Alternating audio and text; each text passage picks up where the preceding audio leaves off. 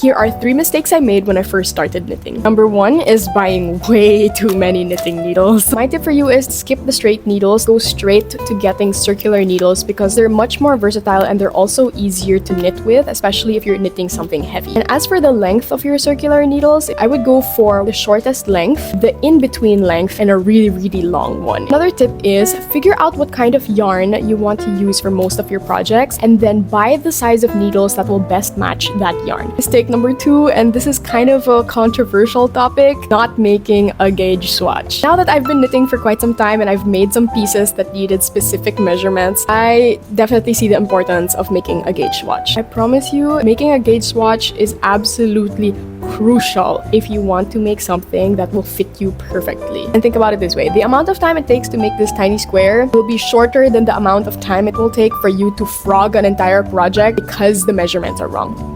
Yeah, exactly. If you use the same yarn and you also use the same needles for that yarn all the time, you just have to make one gauge swatch with that yarn and pair of needles and then keep it so that you just have to refer to that gauge swatch every time you use that yarn and those needles for that yarn. My third and final mistake is buying any kind of yarn that looked nice to me without thinking about its properties and how it would affect a project. I know it's so tempting to buy whatever yarn looks nice out there, but the materials and the properties of your yarn are very important to how your project will look like. For example, how it drapes. Is it stretchy? Will it bounce back to its original form even if you stretch it? Is it hot weather friendly? Will the quality stay good over time and through multiple washes? If you make something with yarn that doesn't fit the project, it might not end up how you envisioned it. Don't buy a lot of the same yarn before you did your research on it. Check reviews, look at the material it's made of, see if you like that particular texture, stretch, etc.